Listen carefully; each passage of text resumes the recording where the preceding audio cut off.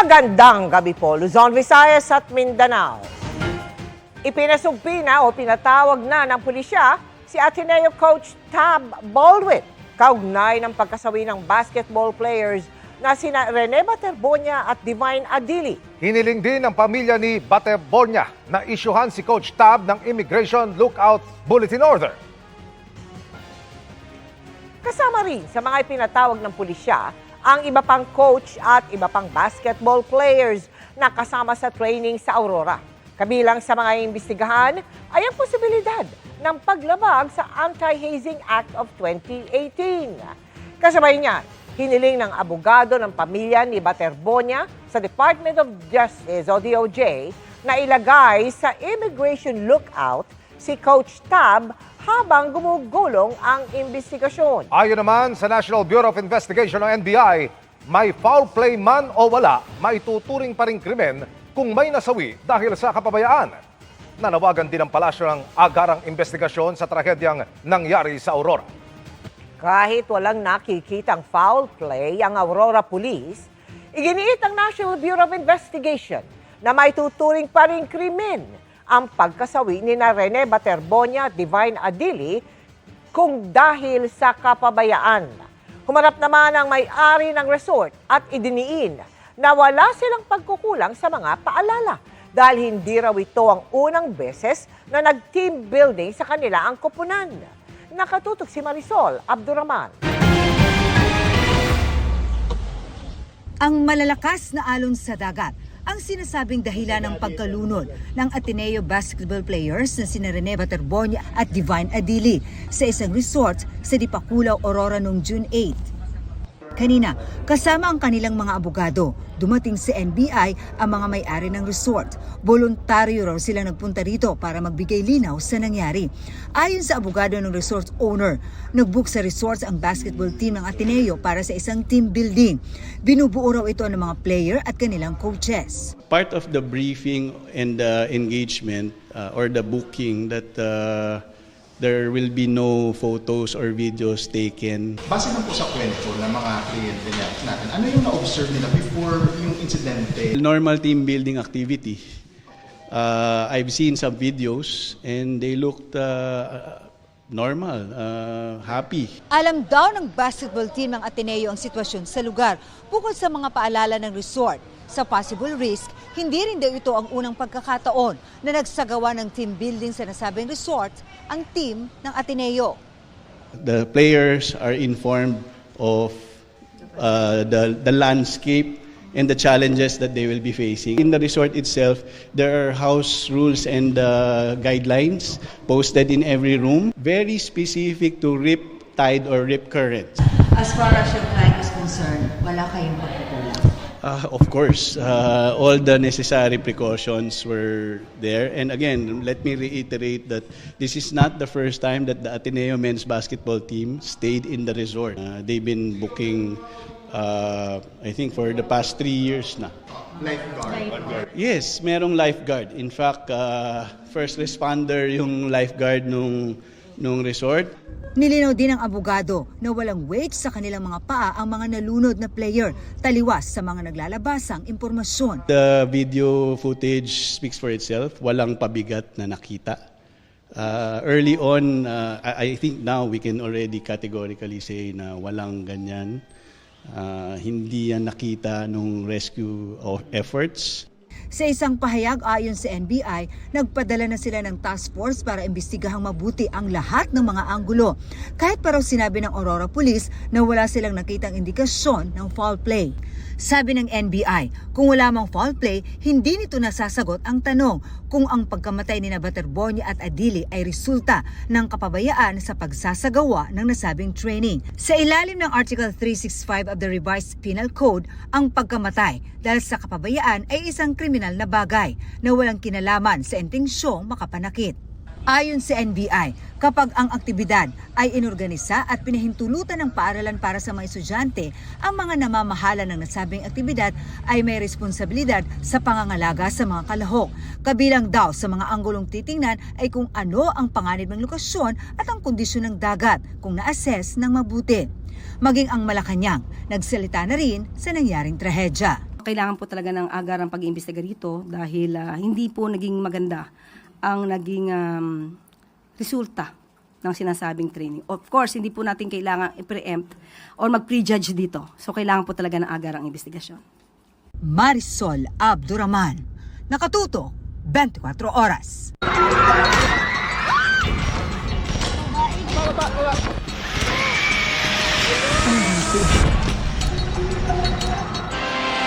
Mga kapuso, mararating na ang 8 barangay sa Glan, Sarangani na na-isolate kasunod ng magnitude 7.8 na lindol nitong Lunes. Patuloy namang umaapela ng tulong, lalo na ng pagkain at tubig ang mga residente. Pero habang wala pa yan, sa bayanihan muna sila umaasa para mairaos ang pang-araw-araw na pamumuhay. Mula po sa bayan ng Glan, nakatutok live si Maki Pulido. Maki!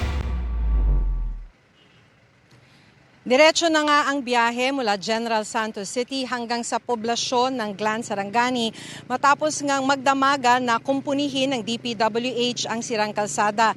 Nito namang hapon, ang sinabi ni Mayor ay partially opened na yung na-landslide na highway na patungo sa 8 nilang barangay. Nakatawid na hanggang sa poblasyon ng Glan, Sarangani ang 5 truck ng DSWD na naghatid ng relief goods para sa mga biktima ng lindol. Pinaglamayan ng DPWH ang pagkumpuni sa biyak na kalsada.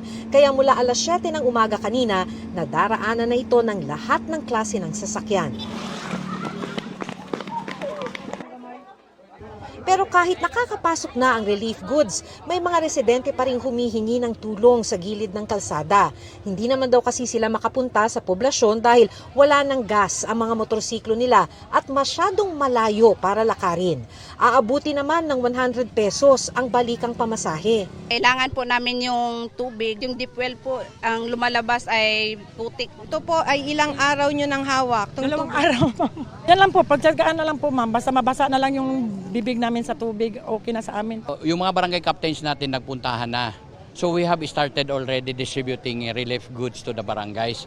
Sa ibang bahagi ng highway ng Glan, inabutan naming nag-clearing operation pa lamang ng landslide na dahilan kaya't halos na-isolate ang 8 barangay ng Glan. Para maabot ang 8 barangay mula sa poblasyon ng Glan, kailangang maglakad sa mabatong baybayin para malampasan ang landslide. Ang ilang mga motorsiklo binubuhat na para maitawid. Kung low tide daw, tulad ngayon, ay malalakaran ito ng mga residente na gustong malampasan yung landslide dun sa may kalsada. Kaya pagka low tide ay sinasamantala nila yung panahon para may tuloy yung kanilang biyahe. Nakasabay naming maglakad si Margie Morales, principal ng Leonard Young National High School sa barangay Big Margus. I have to check the school, ma'am, kung anong situation kasi nangihingi ng detalye yung DepEd para ma-assist kung pwede pa bang pasukan ng mga bata. Itong 4 na gusaling ito ay ginagamit ng halos 1,600 na high school students. Pero sa obserbasyon ng mga guro ay bahagyang lumubog yung 4 na gusaling ito, kaya medyo tabingi. Kaya sana raw ay magsagawa ng inspeksyon ng isang structural engineer para makita kung ligtas pa ba na gamitin ito ng mga estudyante. Sa barangay Small Margus, mahigit 200 bahay ang gumuho kaya't di na matirhan, karamihan sa gilid ng dagat ayon sa kapitan ng barangay. Ang ilan, mga trapal, ang ginagamit na pansamantalang silungan. Kuryente dito wala na, okay lang yun. Kahit matagal pang kuryente, yung pagkain lang, tubig at sa kamadaanan namin ang mga bahay sa mga tao na tinitirahan. Walang mapagkakitaan ang maraming residente na landslide ang marami sa kanilang mga tanim sa bukid habang ang mga mangingisda hindi makalayag. Ang fuel, ma'am, hindi na makapasok dito, ma'am. Kaya mangingisda namin, ma'am, kailangan ng fuel kay sa makina, walang fuel. Kahit ngayon, ma'am, mga motor namin standby na kaya wala na nagbinta ng wala na, hindi man makapasok. Dahil wala pang nakakarating na tulong, na itatawid daw nila ang mga hamon dahil sa bayanihan. May pananghalian ang pamilya ni Zerley dahil binigyan siya ng ulam ng kanyang kapitbahay. Bandang hapon, sinabi ni Mayor James Victor Yap na madaraanan na ang isang lane ng highway kaya masisimulan na rin ang paghatid sa kanila ng tulong. Yung kapitan doon papunta na rin dito para kumuha na rin ng relief goods. Nakakarating na ang tulong, Emil, pero wala pa rin kuryente dito sa bayan ng Glan. At ang signal naman ng telepono ay pahirapan. Isa pang problema, ang sabi ni Mayor, ay petrolyo dahil wala pa ring delivery ng gasolina at diesel. Emil? Maraming salamat, Maki Pulido. Halos walang naisalba ang mga nagtitinda sa Valenzuela Gateway Complex matapos silang tamaan ng sunog kanina. 2 sugatan. Nakatutok si Gabriel Gonzalez. Natanaw mula sa North Luzon Expressway ang makapal at maitim na usok mula sa nasusunog na Valenzuela Gateway Complex sa Paso de Blas sa Valenzuela City. Mag-aalas 6 ng umaga nang sumiklab ang sunog sa complex. Dahil sa mabilis na pagkalat ng apoy, itinaas sa 3 alarma ang sunog. Sa cellphone video na ito, makikita ang apoy sa ilan sa mga stall ng Tiangge sa lugar. Dahil lona lang ang naghihiwalay sa stalls, mabilis itong kumalat. Kanya-kanyang sagip ng mga paninda ang stall owners, pero ang karamihan sa kanila wala nang naisalba. Napahagulgol na lang sila ni Olarve na may-ari ng isang tindahan sa complex dahil naglaho ang kanilang pangkabuhayan. Yun po ang pangkabuhayan ninyo. Opo. Ano ang gagawin natin ngayon? Di pa po namin alam eh. Ang security guard na si Larry Tulay naalarma dahil katabi mismo ng pinagtatrabahuhang bangko ang mga nasusunog na stall. Bigla pong may pumutok na wiring dun sa parking ng motor namin. Nung dumating po yung isang fire volunteer, tinawag ko po yung fire volunteer para pinapostingan ko po dito sa branch namin para hindi na po kumalat dito. 2 po ang napaulat na nasugatan sa sunog dito sa Valenzuela Gateway Complex. Ito'y matapos silang matikitan ng nasusunog na lona. Agad naman silang dinala sa Valenzuela Medical Center para malapatan ng paunang lunas. Nasa 50 truck ng bumbero ang nagtulong-tulong para maapula ang apoy. Ang involved po dito, sir, is mostly mercantile po eh. Halo din po. Mga damit, tsinelas, and mga food stalls. Napaghandaan naman po namin. Yung water interruption po ngayon sa Valenzuela is napaghandaan naman po. Nadamay rin ang mga katabing bahay. Nawala ng tirahan ang 7 pamilya o 35 individual. Inaasikaso na sila ng City Social Welfare and Development Office. Dakong alas 7:11 nang makontrol ang sunog. Iniimbestigahan pa ang sanhi ng apoy. Gabriel Gonzalez, Nakatutok, 24 oras. Mga kapuso, nauwi sa paumaril ang selosan sa isang umano'y love triangle sa Silang Cavite. Nagtago ng ilang buwan ang suspect pero nasa kote pa rin. Huli rin ang pinag-aagawang babae. Tunghayan sa aking eksklusibong pagtutok. Pagpasok ng SWAT, hindi agad nakita ang target na mabilis palang nakalusot sa likuran. Positive dyan. Tatakbo. Pero ang hindi alam ng target, napalilibutan na pala siya ng mga pulis. Sa bakanting lote sa likuran siya, nasukol ng pulisya. Anong pangalan mo? Nasa yung warrant. Kami ang PNP warrant section, na-arresto ko namin sa akusa sa'yo, binibintang pa lang na murder. Sa loob ng kanyang sling bag, Positive, may baril. ang lalaking dinakip ng Silang Cavite Police, wanted sa kasong pagpatay. Nagtago na siya sa Summer in Batangas. Nagpalamig siya ng ilang buwan. Itong buwan ng June, bumalik siya ng Silang. Nakakuha kami ng information na bumalik itong suspect doon sa kanyang live-in partner. January 2026, nakunan ng CCTV ang suspect nang barilin umano nito ang isang lalaking nakamotorsiklo sa harapan ng property kung saan din siya nadakip ng pulisya. Dead on the spot ang biktima habang ang suspect mabilis na tumakas sakay ng kotse. Yung motibo na nakikita namin dito is yung love triangle. Sinakita namin mayroong crime of passion. Kapag wala itong biktima, according dito sa mga trabahador do sa hardware ay pumupunta tong suspect, laging kausap yung babae. Bukod sa mga testigo, tumibay palalo ang ebidensya nang mapatunayan ng pulisya sa kanilang backtracking investigation na ang getaway vehicle na ginamit sa krimen kabibili lamang ng suspect mula sa isang dealer. Kasamang inaresto at kinasuhan ng pulisya ang babaeng karelasyon daw ng biktima na siya rin daw sinusulot ng suspect. Humarang tong kanyang live-in partners upon na service of warrant of arrest. Pinipigilan niya yung mga pulis na arestuhin. Muntikan siya makatakas doon sa likod. Mabuti na lang na agapan kaagad natin. Patuloy namin sinusubok na makunan ng panig ang suspect pero ayon sa pulisya. Nung tinanong namin, tanggi na naman siya, lagi naman tumatanggi. Pero matibay ebidensya natin. Kailangan po talaga yung cooperation ng pamilya para po maisampan natin po yung demanda laban sa akusado. Emil Sumangil, nakatutok, 24 oras. May dagdag singil sa kuryente ang Meralco ngayong Hunyo. Dahil yan, sa tumaas na generation charge nang umabot sa record level ang pangailangan sa kuryente sa init ng panahon itong Mayo. Nakatutok si Bernadette Reyes. Kung nitong Mayo, kulang o manipis na supply ng kuryente ang paminsan-minsang pinoproblema ng mga consumer, ngayong Hunyo, pagtaas ng singil sa kuryente naman ang haharapin nila. Ang Meralco may dagdag singil na mahigit 14 centavos per kilowatt-hour ngayong buwan. Katumbas ito ng 30 pesos na dagdag sa mga residential customers na may karaniwang konsumo na 200 kilowatt-hour. Dahil yan sa tumaas na generation charge. Sumipa kasi sa record level ng pangangailangan sa kuryente noong Mayo sa kasagsagan ng mainit na panahon na nauwi pa sa red o yellow alert o manipis na supply ng kuryente. Nagresulta ito sa mas mataas na presyo ng kuryente mula sa mga suppliers tulad sa wholesale electricity spot market. Nagkaroon din po ng limitasyon sa generation capacity kasunod ng pag-trip ng ilang mga transmission lines. Yan nga ang dahilan ng pagsipa ng presyo sa WESM. Nakaapekto rin ang paghina ng piso na nakaapekto sa gasto sa power supply agreement at mataas na presyo ng coal at liquefied natural gas. Pero sabi ng Meralco na salagpa nga nila ang mas mataas pa sanang singil.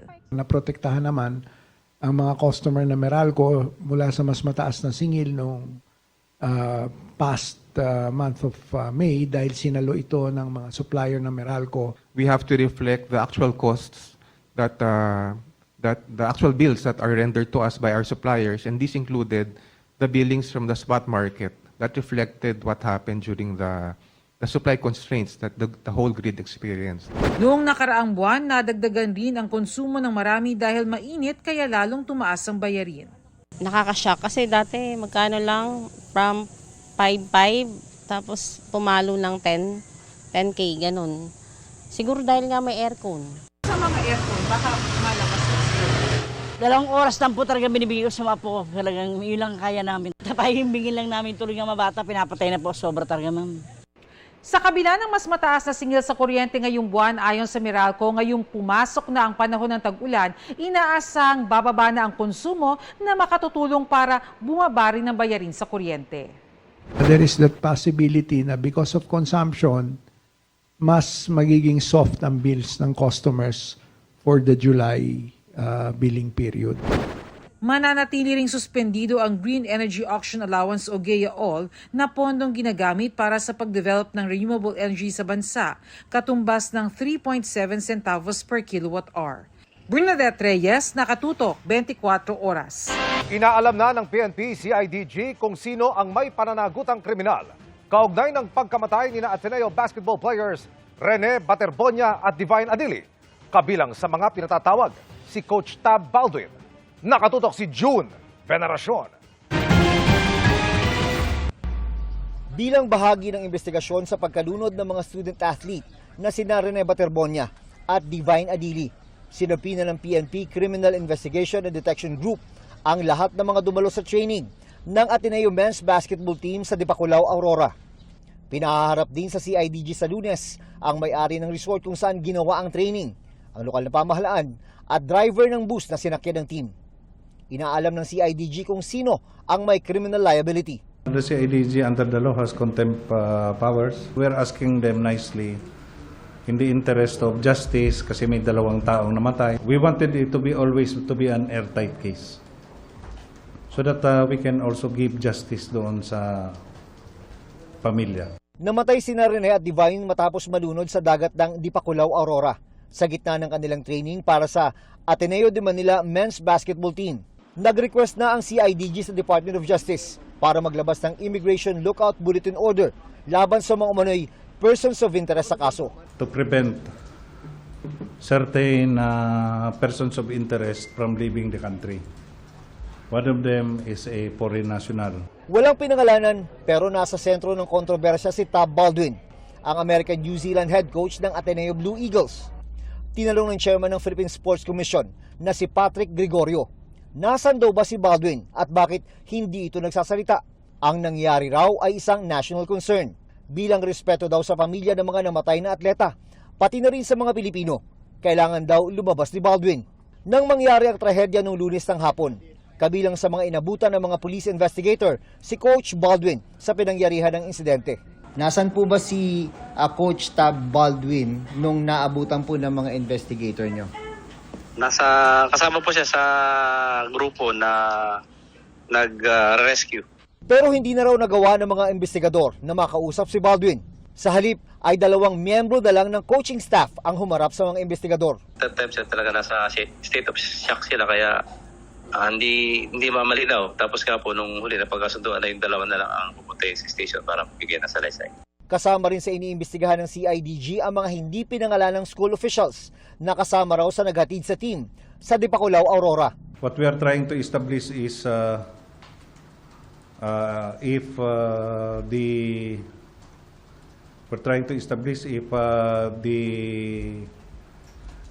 school authorities concerned have prepared for the safety and medical needs of the athletes. Ipapatawag din ng PNP CIDG bilang mga testigo ang mga dating player ng Ateneo Men's Basketball Team na nakaranas din ng hirap sa team building at training sa probinsya ng Aurora.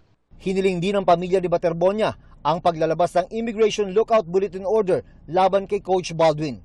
Sa kopya ng sulat na ibinigay ng kanilang abogado sa GMA News, sinabing hawak ni Baldwin ang mahalagang impormasyon tungkol sa nangyaring training. Ang kanyang pananatili sa bansa ay kailangan para mapigilan ang anumang delay at pagkawala ng ebidensya.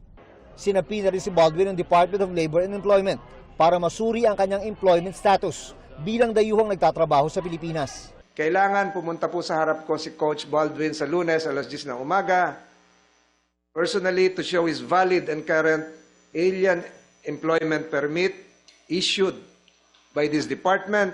Ipinapaubaya naman ng University Athletic Association of the Philippines sa Ateneo kung papatawan ng parusa si Coach Baldwin. Ateneo requested for privacy and space, no?